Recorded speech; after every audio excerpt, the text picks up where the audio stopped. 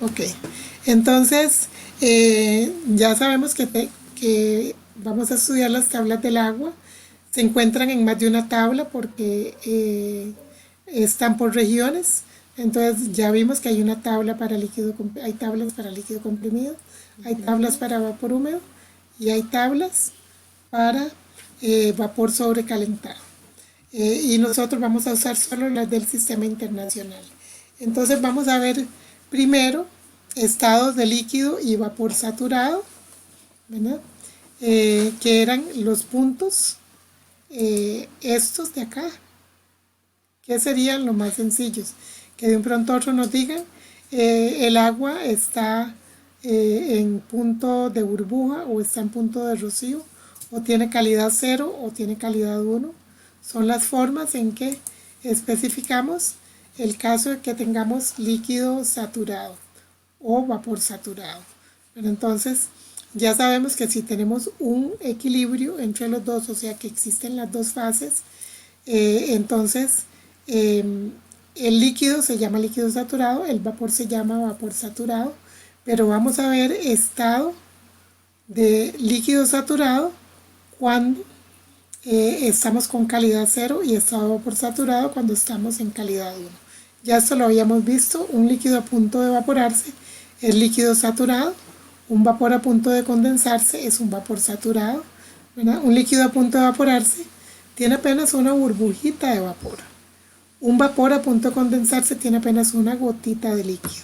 Por eso el líquido a punto de evaporarse es punto de burbuja y el vapor a punto de condensarse es punto de rocío. A pesar de que todos tienen las mismas, vamos a ver, de que todos son la misma temperatura, ¿ok? Son diferentes momentos de la ebullición, ¿ok? Entonces ya vimos que las propiedades de las mezclas saturadas están en la tabla A4 para temperaturas, la tabla A5 para presiones en el sistema internacional y cada una de ellas tiene una E para el sistema inglés, sería A4E y A5E para el sistema inglés. Ok, los valores que hay ya los vimos, pero rápidamente tenemos la temperatura de saturación, la presión de saturación, volumen específico del líquido, volumen específico del gas, energía interna del líquido saturado, ¿no?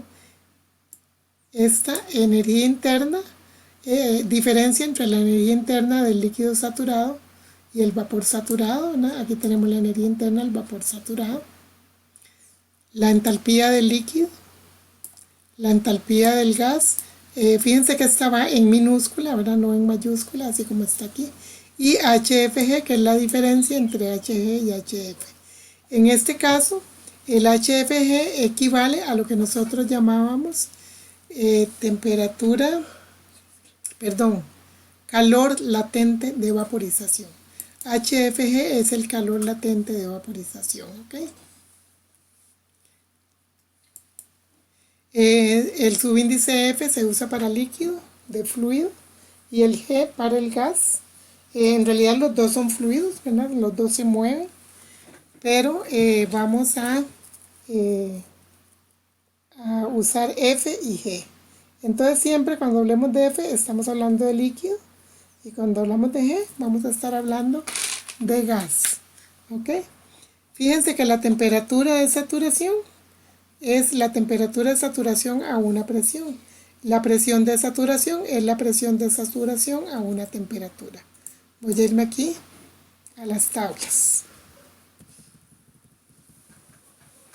Okay, si ustedes se fijan, en la tabla A5, que es la tabla de presiones, la primera columna es temperatura de saturación. Entonces esa sería la temperatura de ebullición o la temperatura de saturación a 800 kilopascales. Quiere decir que si nosotros pudiéramos tener un equipo en el cual soportara 800 kilopascales, esa temperatura de saturación sería 170 grados, o sea, el agua nos serviría a 170 grados centígrados.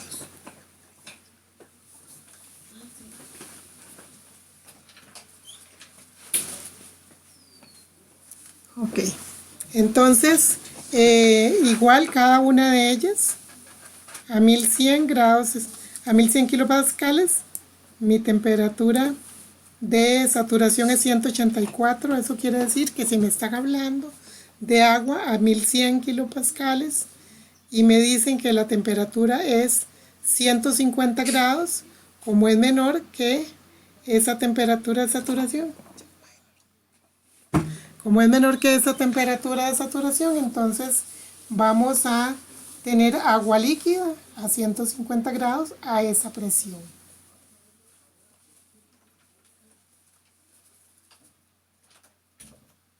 Disculpen, es que estoy con un calor aquí en la oficina, pero no puedo abrir porque se me entra el ruido de la casa. Me imagino que a ustedes les pasa lo mismo. Y no puedo poner un ventilador porque me da alergia y empiezo a toser y a moquear y todo, y me resfrío. Ok, por eso es que se oyó un ruidillo ahí. Entonces ahora, cuando nos dicen que el agua está, por decir un número, a 200 grados, ya no vamos a poder sencillamente decir, eso es vapor. ¿Por qué? Porque nos falta otro dato. ¿Cuál es la presión?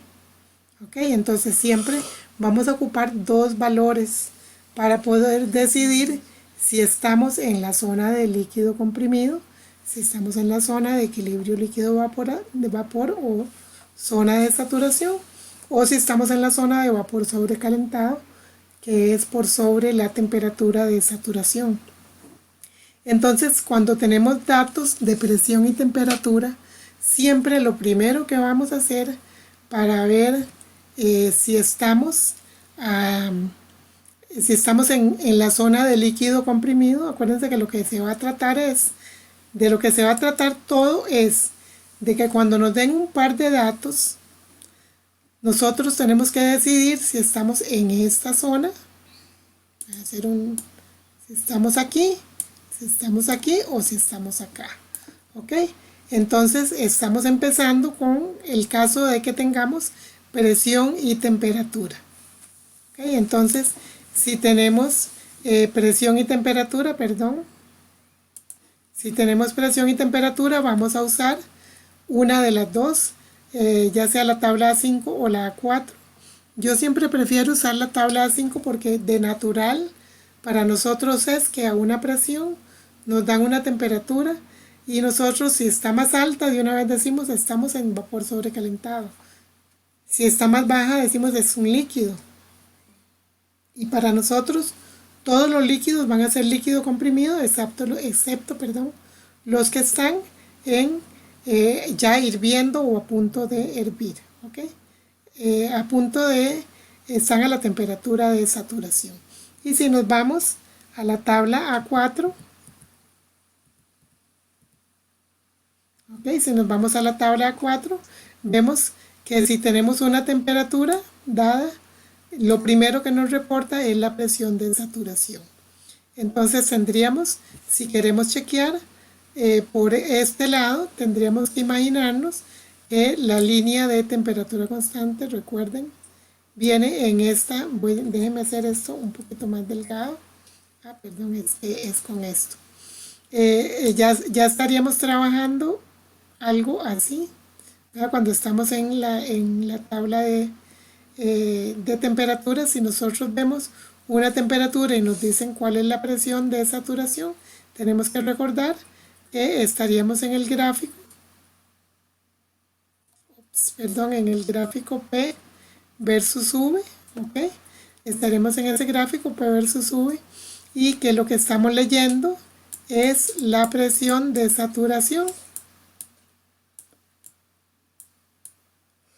a una temperatura, ¿verdad? La presión de saturación a una temperatura. Entonces, si nosotros tenemos una presión menor a este valor, estamos en la zona de vapor sobrecalentado. Déjenme dibujar aquí, se me fue el lápiz. Ok, ya estaríamos, voy a hacer algo aproximado. Entonces estaríamos, estaríamos en la zona de, si estamos por debajo de este valor, ¿verdad? Estamos en la zona de vapor sobrecalentado. Si estamos por encima de ese valor, estamos en la zona de líquido comprimido. Yo intuitivamente siempre prefiero usar la otra, que es la tabla A5, que es la tabla de presiones, para poder comparar respecto a temperaturas, porque a veces le pasa a uno que se le olvida que es invertido el comportamiento en el gráfico presión-volumen. Lo que tenemos son isotermas que nos dan eh, diferentes valores de la propiedad que estemos estudiando. Vamos a devolvernos a la presentación. Ok, entonces está claro que lo primero que tenemos es la temperatura de saturación o la presión de saturación. Y ya sea la tabla A4 o la A5, ¿verdad? La diferencia entre la A4 y la A5 es que en la A4 primero tenemos temperatura de saturación, temperatura y luego presión de saturación. En la A5 tenemos primero presión y luego de segundo la temperatura de saturación. Y tenemos VF, ahí ya yo les había dicho que era cada una de las propiedades, ¿verdad? UFG es la diferencia entre UG y UF a la presión o temperatura que estemos leyendo. Y si fuera H, es HG menos HF a la presión o la temperatura. Y fíjense que no tenemos tabulada la diferencia entre los volúmenes específicos, probablemente porque como tenemos tantas cifras significativas, las tablas nos quedarían con números muy pequeñitos y eso pues haría más difícil el uso de la tabla, ¿verdad? Porque aquí yo la tengo ampliada, pero nosotros cuando la estamos usando, pues lo único que vemos son ese montón de números, ¿verdad?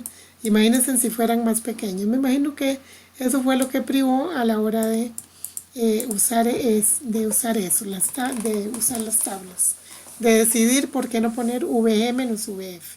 ¿Okay? Y lo otro es que nosotros vamos a estar usando las tablas en físico, no las vamos a estar usando en digital como las estoy usando yo aquí, para que ustedes me puedan entender de qué estoy hablando, porque no trabajamos con cámara. Entonces vamos disculpen, es el teléfono de la casa que me sonó, se me olvidó que lo tenía aquí a la par.